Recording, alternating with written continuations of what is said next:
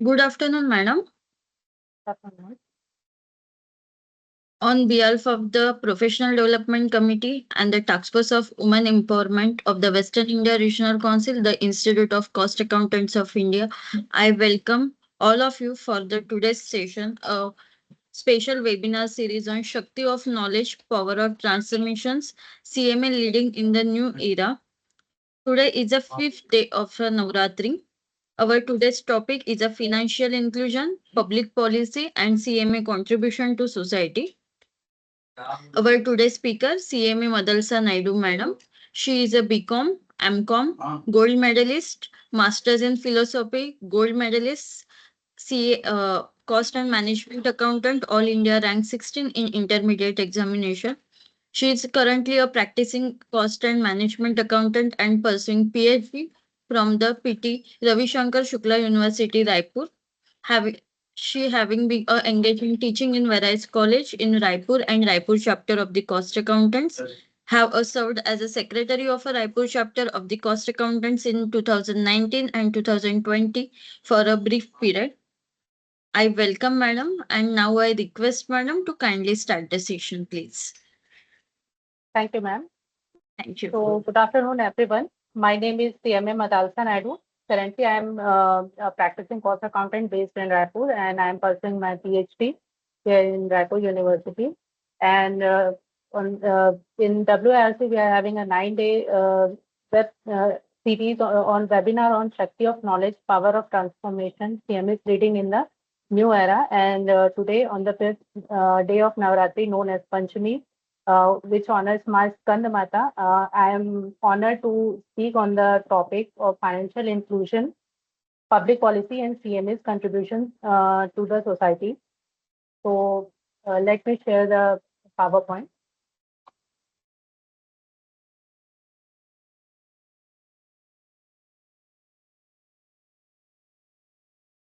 So, ma'am, am I audible to everyone and the Yes. presentation is visible? Yes, yes. Presentation is visible and madam, you are audible. Okay, okay. Thank you, ma'am. Thank you. Thank you. So, before starting the session, I would like to first discuss about the session's objectives. First is to understand the financial inclusion as today's topic is about financial inclusion and the public policies related to financial inclusion and CMA's contribution to the society as well as the role of CMAs in financial inclusion.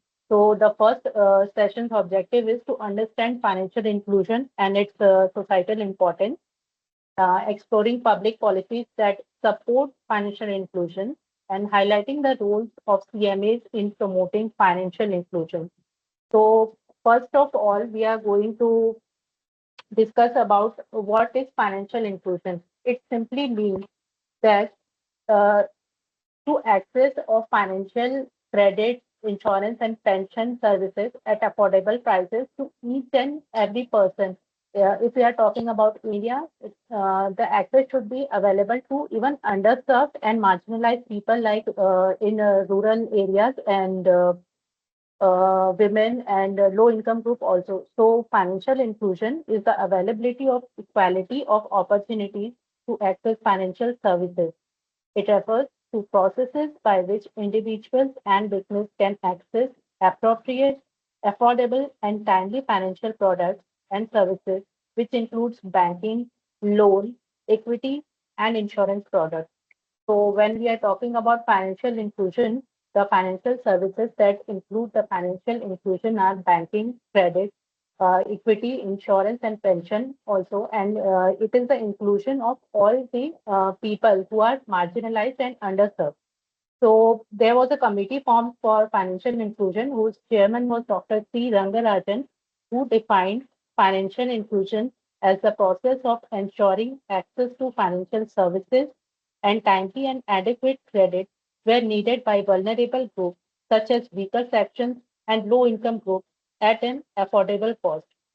So basically, the essence of financial inclusion is to ensure delivery of financial services, which include bank accounts for savings and transactional purposes, low-cost credit for productive, personal, and other purposes, financial advisory services, insurance facilities for life or non-life insurance, etc.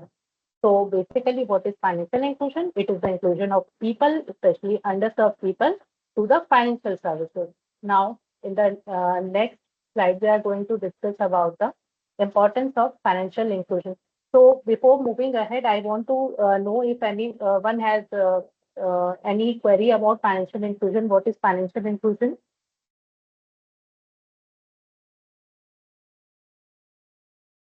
Okay, I assume everyone has got it. So basically, what is the importance of financial inclusion?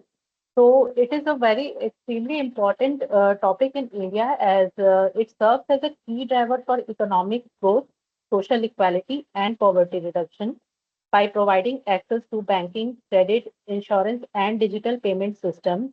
Financial inclusion empowers marginalized groups such as rural population, women, and small entrepreneurs, enabling them to safely invest in education or businesses and manage emergencies.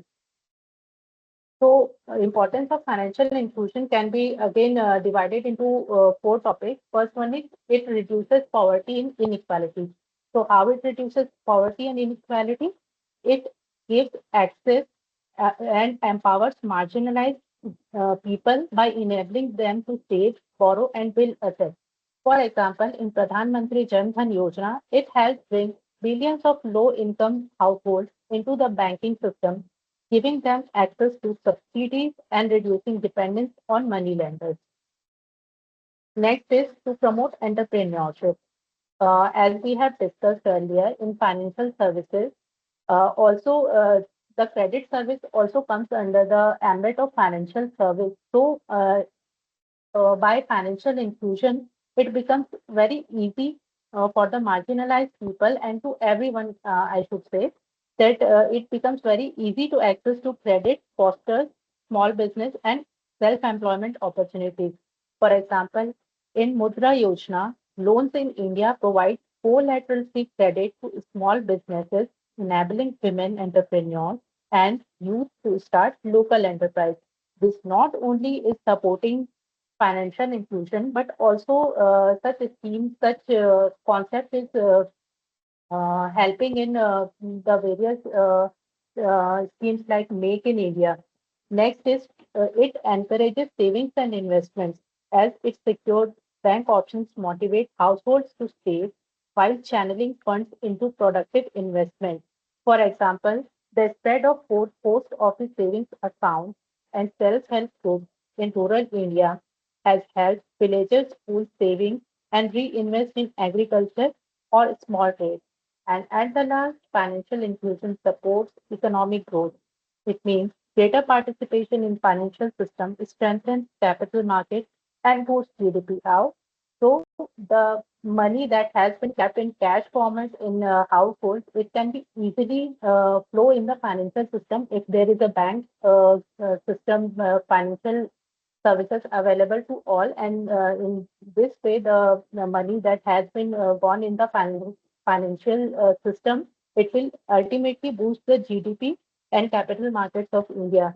For global example, we can take example of M-Pesa mobile money, which is an app based in Kenya that has revolutionized payments, increasing household consumption and GDP growth through easier financial transactions.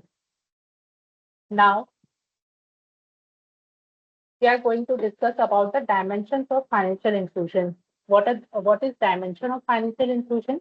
It simply means there are three areas in which financial inclusion can be measured. First one is access. Access means can people reach financial services? It refers to the availability and physical or virtual reach of financial products and institutions, include presence of bank branches, ATMs, and microfinance institutions, mobile wallets, and digital payment networks. For example, in India, Pradhan Mantri Jan Dhan Yojana opened 50 plus crore bank accounts, giving unbanked citizens basic financial access. So, access is the most important dimension of financial inclusion because it is not at all possible to include underserved people in financial services if there will be no access to the financial services. So like there should be ample amount of bank branches, ATMs, and financial institutions available and accessible to all. Next is usage. The dimension usage says about do people actually use them. Merely opening a bank account is not at all serving the purpose of financial inclusion. There should be activity and active accounts in banks. And this is not merely just opening account. It should measure active accounts, number of transactions, and frequency of use. It refers to how often and how effectively financial services are used by individuals and businesses.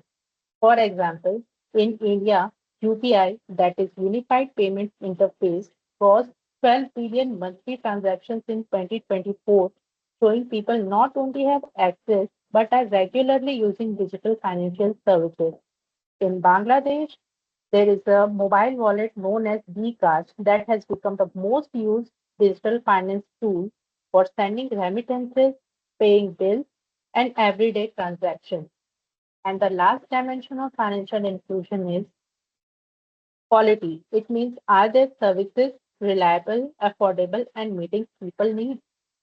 So, quality ensures financial services are safe, transparent, and consumer centric. It includes low transaction costs, appropriate product design, grievance redressal mechanisms, and data protection. For example, in India, PM Suraksha Bima Yojana, that is the insurance scheme that provides low-cost accidental coverage only in rupees 12 per year premium, which is affordable, accessible, and reliable protection to all the citizens of India. And it is in all the dimensions, it is easily accessible. It is available to all the bank accounts. It is its usage is also good, and its quality is good, and it is reliable also as it is an initiative by government of India. Now we are talking about financial inclusion. So there has been a great, I think it's 10 or 11 years of Jan Dhan Yojana. Still, there are some people who are not having accounts in bank. There are low income group. There are some women who are not having accounts in banks. So, what is the barriers that are in refer to financial inclusion? So, basically, when we are talking about barriers to financial inclusion, there are three barriers. First one is geographical barrier. Second one is socio-economic barrier, and third is knowledge and awareness. So, what is geographical barrier? It means there is it when people say it is too far to reach a bank, then it is a geographical barrier. For example, many rural or tribal areas have low population density, and that's why banks don't see profitability there, and they don't operate a bank branch there.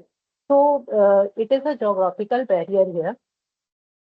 For example, in India, remote villages in the northeast face limited ATM and bank branches present. So people mostly rely there on informal money lenders. So it is a geographical barrier.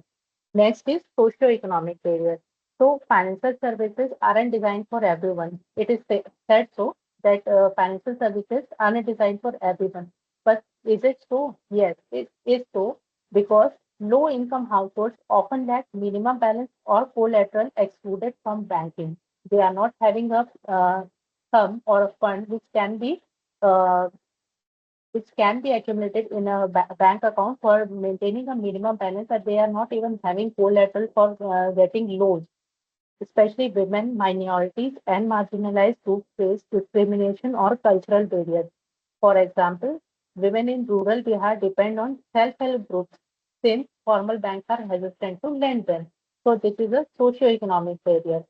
Next is knowledge and awareness barrier. It means financial literacy. So I will not say knowledge, but it is more about awareness. As lack of financial literacy, many don't understand interest rate, digital banking, or insurance.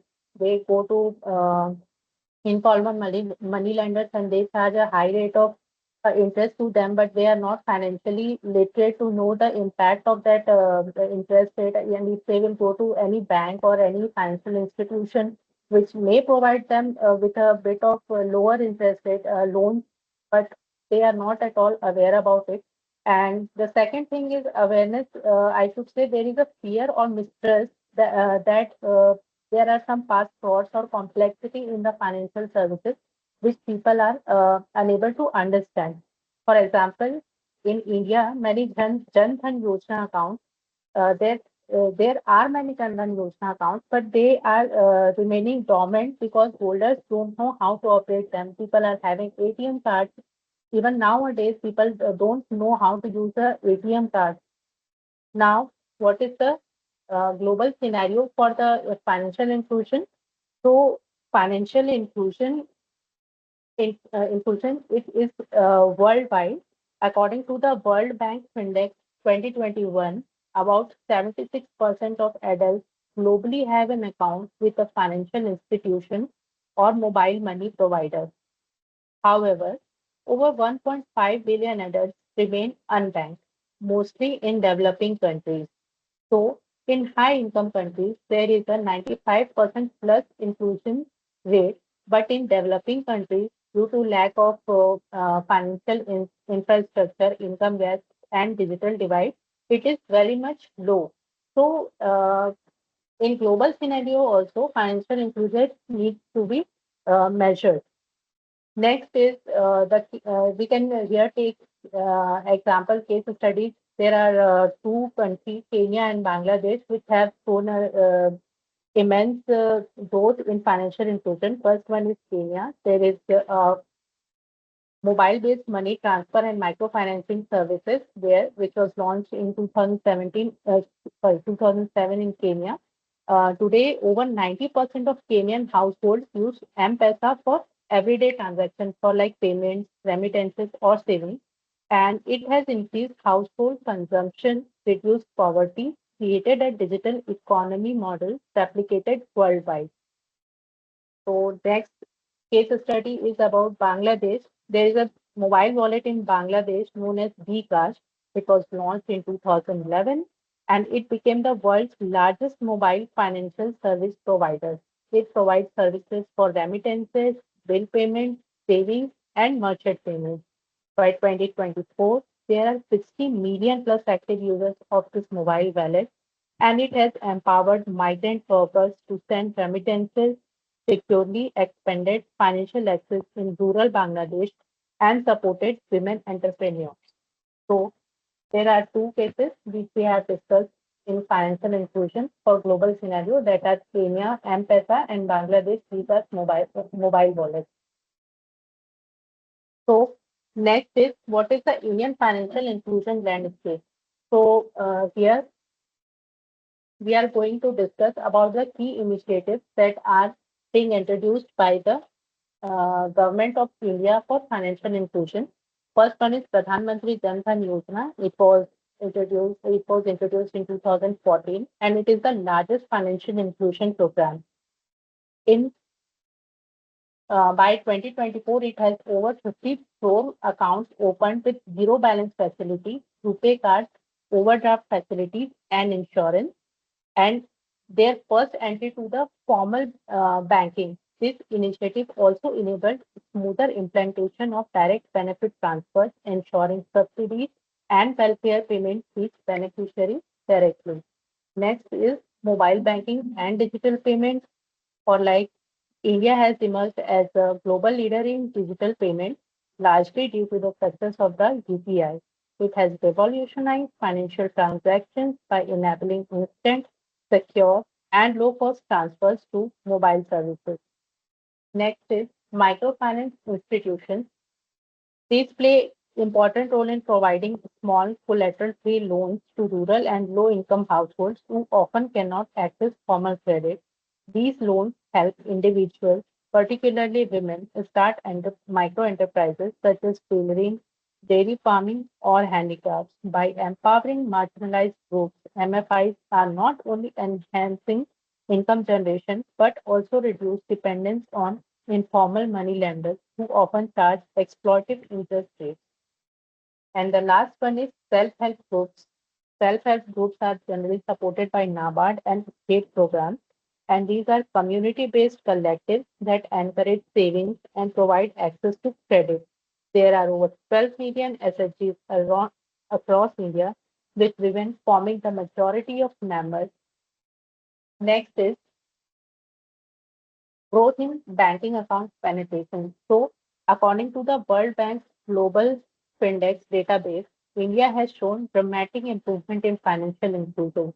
In India, in 2011, only 35% of adults had access to a bank account, but by 2021, this number has jumped to 78%, largely due to Jan Dhan Yojana, Aadhaar-enabled services, and mobile banking.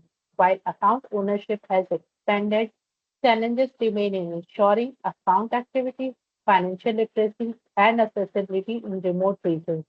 Nonetheless, India's progress demonstrates how a combination of policy, technology, and community initiatives can accelerate financial inclusion. Has anyone any doubts regarding financial inclusion before moving towards public policy overview?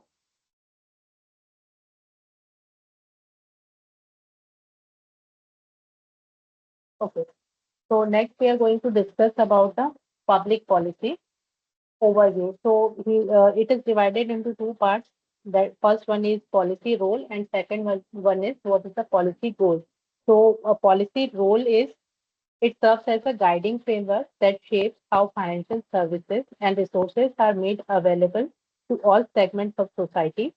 It establishes rules, regulations, and programs that aim to reduce barriers to access, ensuring that marginalized and underserved population can participate meaningfully in economic activities. By providing this structured approach, public policy creates an environment that supports equitable growth and inclusive development. Next one is what is the goal of public policy?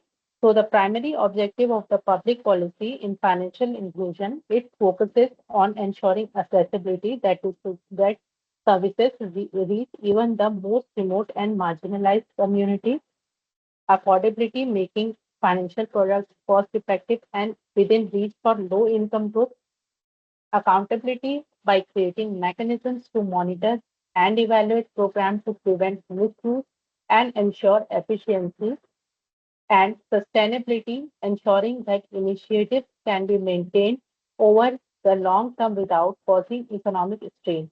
Together, these goals provide a holistic approach to building an inclusive and resilient financial ecosystem. Next is what is the key policies for financial inclusion in India? So there are two strategies we are going to talk about. First one is National Strategy for Financial Inclusion 2019-24, and second one is National Strategy for Financial Inclusion 2020 to 25. So, what is National Strategy for Financial Inclusion 2019 to 24? It is a strategy formed by Reserve Bank of India for making financial inclusion easier in India. So, what is the vision for of this strategy? To make financial services available, accessible, and affordable to all citizens in a safe and transparent manner, supporting inclusive and resilient multi-stakeholder-led growth. What are the objectives of this policy? First one is it ensures that every village has access to a formal financial service provider within a 5 kilometer of radius.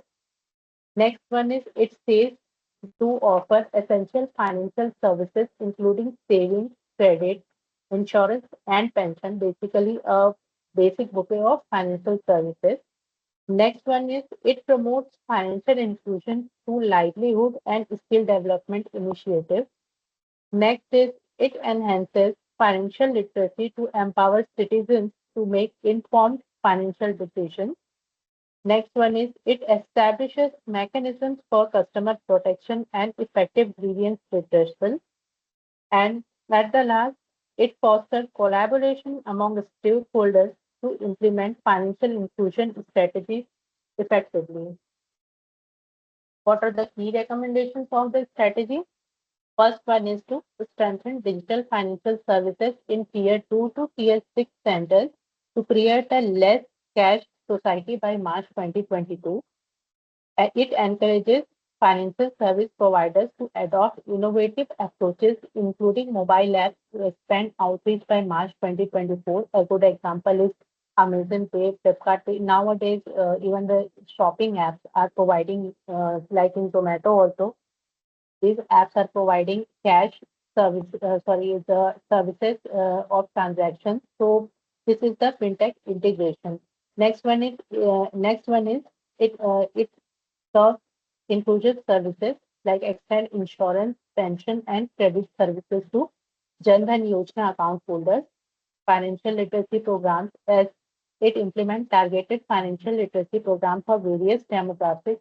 I would like here to give an example like RBI is conducting many programs for financial services like for giving for putting money in the market. They are providing many training courses there to give the financial literacy program.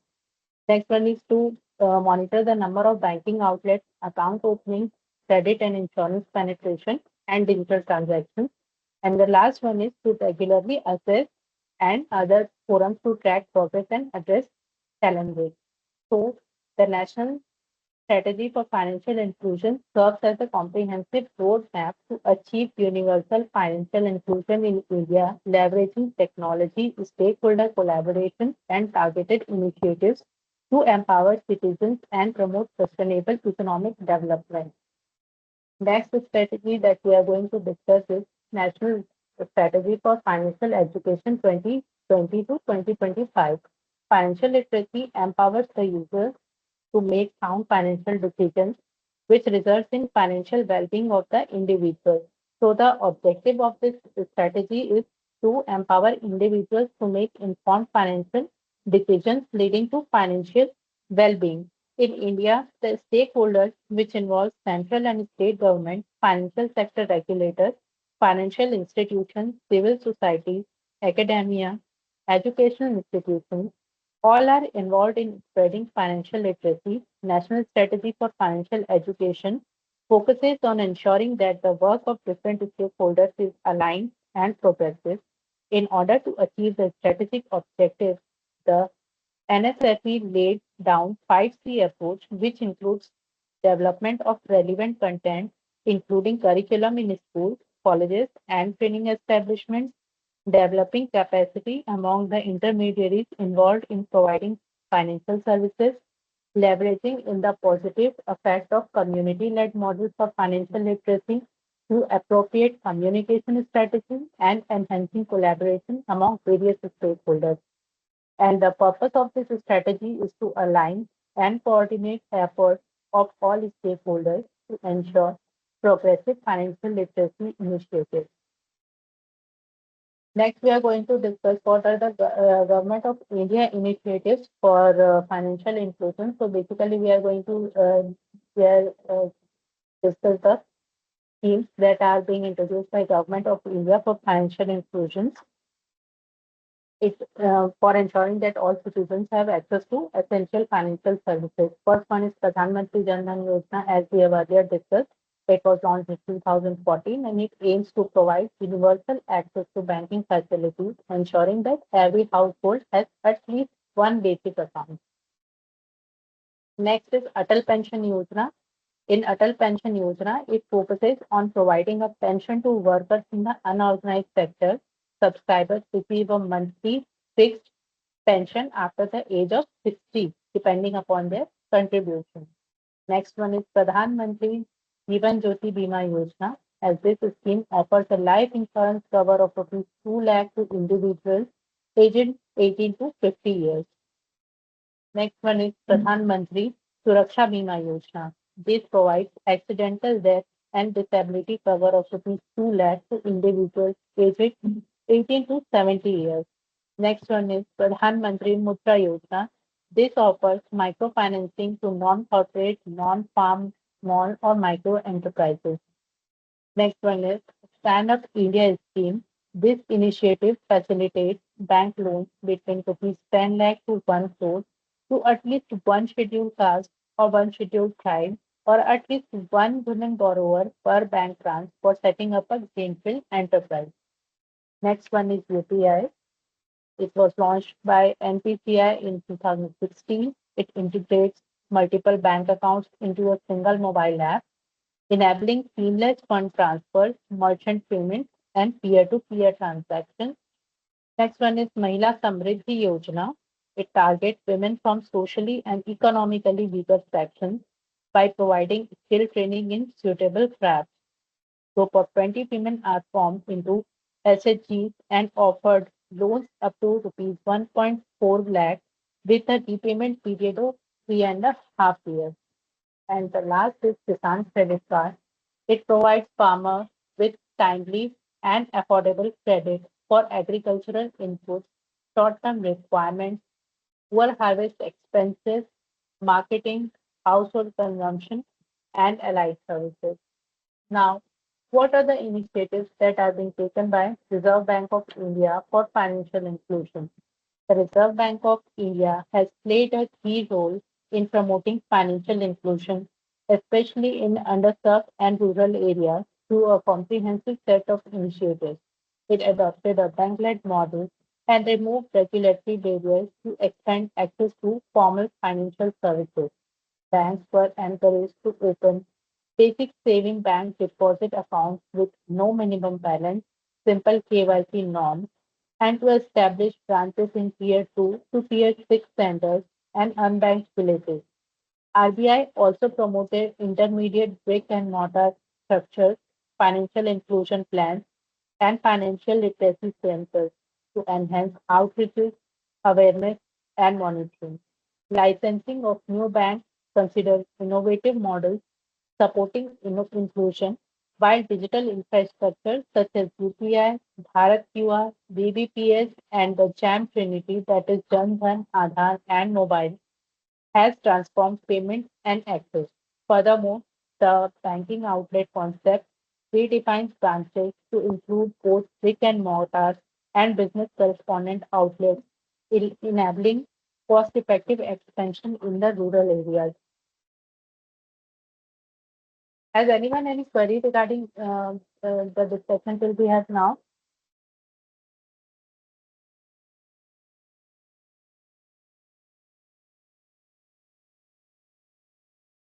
Okay. So, how to calculate the impact of financial inclusion? How to measure it? So, RBI introduced a financial inclusion index. It was introduced by RBI and it is made without any base year, and it will be published annually in July every year.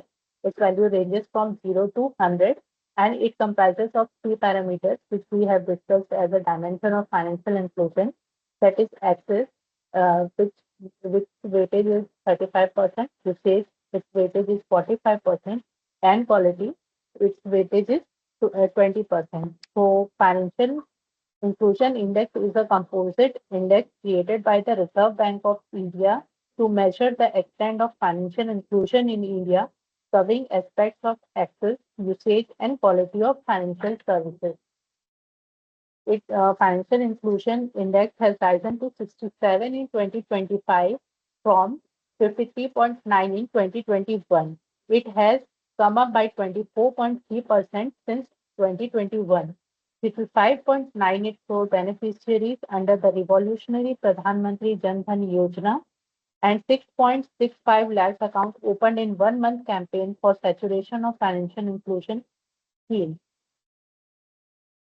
And now, what is the impact of financial inclusion initiatives in India? First one is Pradhan Mantri Jan Dhan Yojana. Here, over 55.98 crore beneficiaries as of August 2025, with more than 55% of accounts held by women.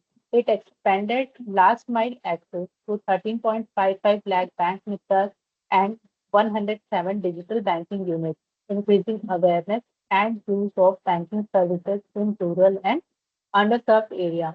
Next one is Pradhan Mantri Suraksha Bima Yojana. It achieved cumulative enrollment of 50.54 crore individuals by March 2025, providing affordable accidental death and disability cover coverage to poor and underprivileged population. Next is Pradhan Mantri Jeevan Jyoti Bima Yojana. Over 23 crore Indians covered in 10 years, with more than 9 lakh families receiving timely financial support following the loss of a loved one. In Atal Pension Yojana, it accumulated over 7.65 crore subscribers with a total corpus of 45,974.67 crores by April 2025. Participation of women has increased about 48%, ensuring long-term financial security and dignity for workers in the unorganized sector. Pradhan Mantri Mudra Yojana, a total of 53.85 crore loans have sanctioned, amounting to rupees 35.13 lakh crore as of August 2025. In Stand Up India, 61,020.41 crore rupees sanctioned by March 2025, empowering SC, ST, and women entrepreneurs to start greenfield enterprises. In UPI, it handled 24.03 lakh crore in June 2025 across 18.39 billion transactions, accounting for 85% of India's digital payments. Nearly 50% of global real-time digital payments are powered by UPI, making transactions quick, accessible, and a driver of financial inclusion. In Mahila Samriddhi Yojana, 72,859 lakh rupees disbursed to women beneficiaries by March 2025. In Kisan Credit Card, credit under operative KCC accounts more than doubled from 4.26 lakh crores in March 2014 to 10.05 lakh crores in December 24, benefiting 7.72 crore farmers. So, this is the impact of financial inclusion initiatives in India. Next one is what is the role of CMAs in financial inclusion. So, the role of CMAs in financial inclusion is financial literacy and business acumen, like CMAs empower financially excluded individuals and small business owners with essential financial knowledge. They design and deliver training programs on budgeting, cash flow management, and basic accounting principles. By simplifying complex financial concepts, CMAs help people navigate formal financial systems and reduce reliance on informal lenders. For example, a CMA trains a group of rural female entrepreneurs to track sales and expenses, enabling them to make informed decisions about pricing, resource allocation, and profitability. Next one is enhancing microfinance institutions. CMAs help microfinance institutions operate efficiently and sustainably through effective cost management, like using tools like activity-based costing to determine the true cost of services and set affordable viable interest rates. Next one is the risk assessment in microfinancial institutes, developing financial models to evaluate credit worthiness, especially for borrowers without formal credit histories, and at the last, by measuring performance and designing systems to track repayment rates, client reach, and income impact, helping microfinance institutions scale effectively. Here we can take an example that if an microfinance institution operating in a semi-urban areas and if it is struggling with high loan default, if a CMA introduces activity-based costing to accurately determine loan service cost and advising on setting affordable interest rates, it can also design a performance dashboard which tracks repayment rates, officer efficiency, and client outreach. Next role is strategic planning for small and medium enterprises. As CMAs act as strategic advisors for SMEs, they help them to grow and maintain financial resilience by pricing and profitability analysis, like to access cost to set competitive, profitable prices and prevent losses. By budgeting and forecasting, like creating realistic budgets and financial forecasts for cash flow management and funding and decision-making support by conducting cost-benefit analysis for projects, investments, and expansions to ensure sustainable growth. For example, a small dairy cooperative lacks clarity on cash flow for milk procurement and sales. A CMA prepares a detailed budget and cash flow forecast suggesting optimal procurement schedules and storage practices. Using cost benefit analysis, the cost and management account can advise on expanding product lines to include cheese and yogurt. As a result, the cooperative may increase its revenue within a year while avoiding unnecessary debt. Next is bridging the gap for formal credit. Here, CMAs enable small business owners to access formal credit by preparing credible financial documents like detailed project reports, which forecast business viability to help banks access risk. CMA data formats like compiling financial data in formats required by the bank, streamlining loan applications, and financial health monitoring of such enterprises. For example, a rural bakery wants to expand but lacks formal financial statements. The CMA prepares a detailed project report showing projected revenues, expenses, and profitability. The CMA also formats the accounts to meet bank requirements and calculate key ratios like liquidity and solvency. And the bakery can secure a loan, enabling it to purchase new ovens and hire additional staff, increasing production and revenue. They can also advocate for policy changes like there should be mandatory cost audits linking government schemes, and they can also provide advisory services. So, has anyone any doubts till now? Anything that anyone wants to discuss?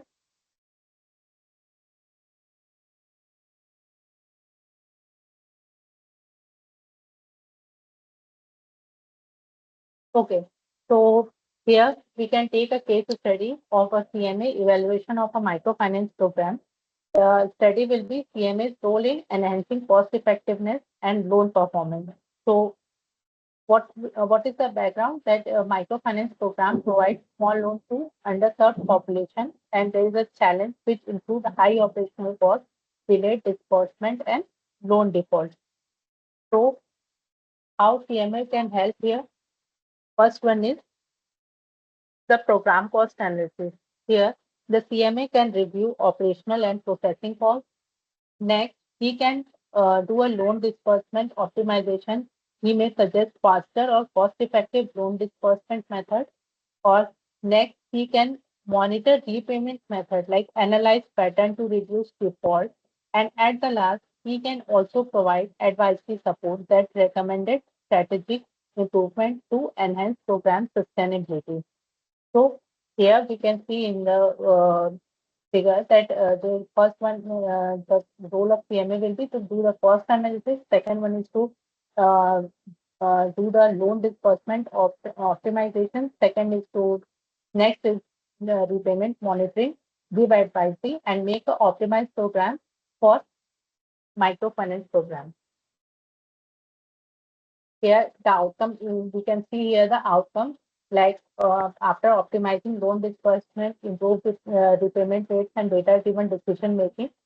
Before CMA, the operational cost was 200, and after CMA, it has reduced up to 75%.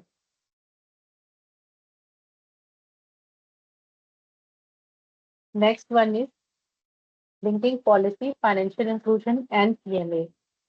So today we are here to discuss about financial inclusion policy and CMA contribution in financial inclusion. So how they are interlinked, we are going to discuss about this now.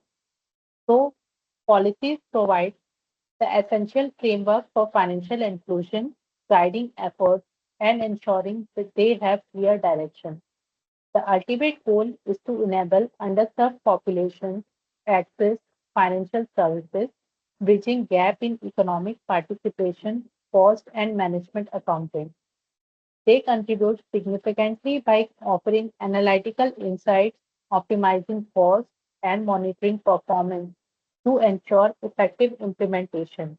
By integrating policy, inclusion efforts, and the CMA expertise, decision making becomes more informed, inclusion initiatives achieve greater impact, and resources are utilized efficiently. Next one is, what is the opportunities for CMAs? So, CMS have a proactive role in driving financial inclusion by their expertise to design efficient frameworks that enhance program effectiveness. They leverage technology and data analytics to monitor performance, identify gaps, and optimize resource allocation. Additionally, CMAs provide strategic advice to government, NGOs, and financial institutions, ensuring that policies and initiatives are well informed, cost effective, and impactful. Their analytical skills and strategic insight make them contributors to the success and sustainability of inclusion efforts. Anyone has a query till now?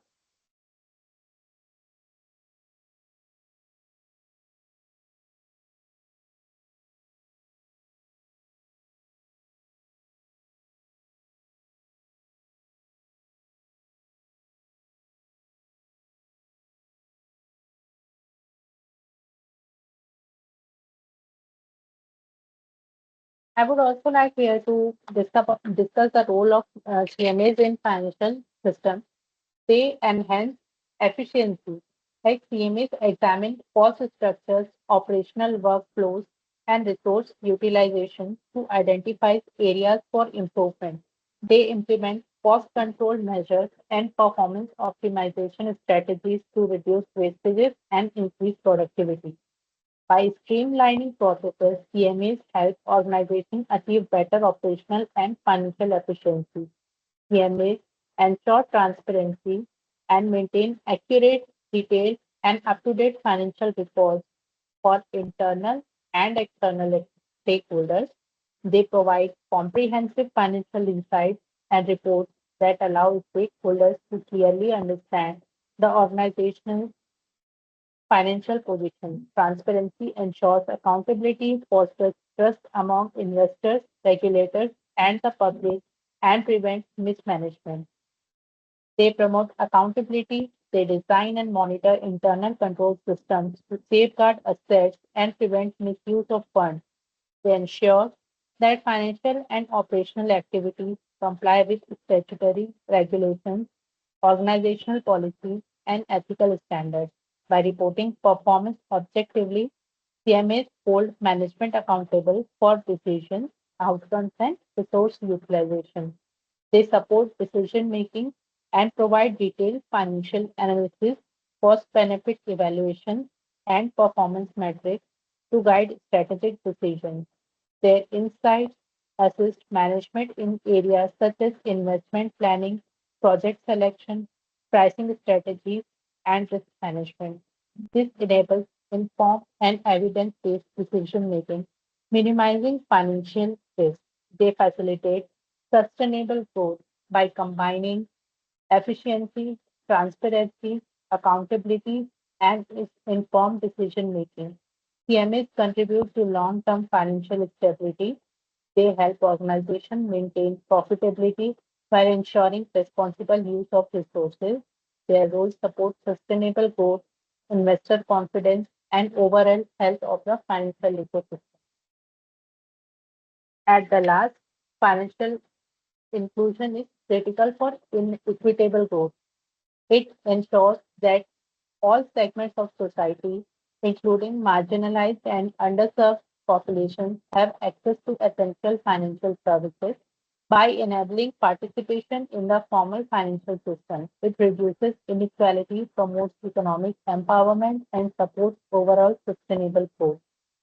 Public policy effectively lays the foundation for financial inclusion by setting clear goals, regulations, and frameworks. Policy guide the creation of accessible, affordable, and secure financial services, ensuring that inclusion efforts are coordinated, targeted, and impactful. And CMAs ensure transparency, efficiency, and sustainability. and plays a vital role in overseeing financial inclusion initiatives. Their expertise ensures that programs are managed efficiently, resources are allocated transparently, and operation remains financially sustainable, ultimately enhancing trust and long-term effectiveness. Thank you, everyone. Ma'am, has anyone any query? Anyone wants to discuss on any topic that we have discussed till now?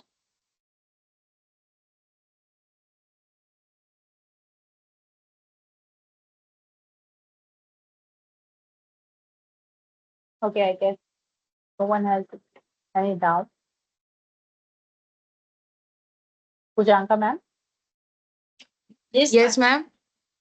Ma'am, I have completed it and there is no query. I think I have asked. No one is asking me anything else. Yes, 1 second. If any other questions, madam, we will wait for 5 minutes more. Okay, okay. No issue. If No any, issue. if there is no other questions, then we will conclude the session, madam. Okay, okay. Okay. No issue. Yes.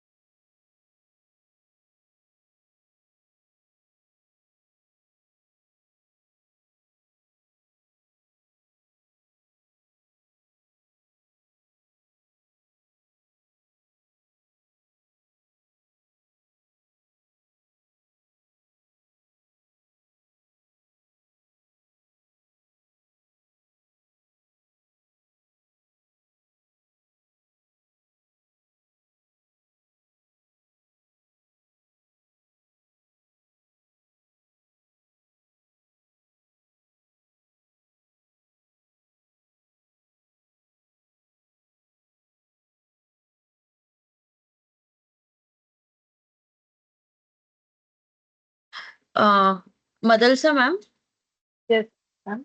there is one question from Sunil Padi.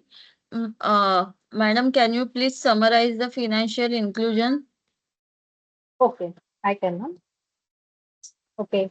So financial inclusion, it is simply it is the availability and equality of opportunities to access financial services.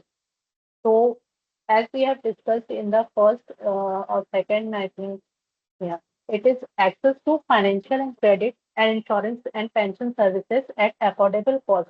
Like all the financial services bouquet, I should say, it is like it includes all banking services, loan giving services, loan providing services, sorry, and insurance and pensions at affordable cost. And it also says that it is accessible to all the people, especially the underserved people and the marginalized people, especially in rural areas or low income group, women, SC, especially these kind of people who are not till now they are not in the mainstream, but it should be available to all. The financial inclusion says that the financial services is to be available to all the groups, not only the deserving, but the underserved people also should be included for the services. Anything more? Sir. Sunil, sir. Understand. Thank you. Okay, okay, sir. Okay, Thank you. thank you. Any other questions?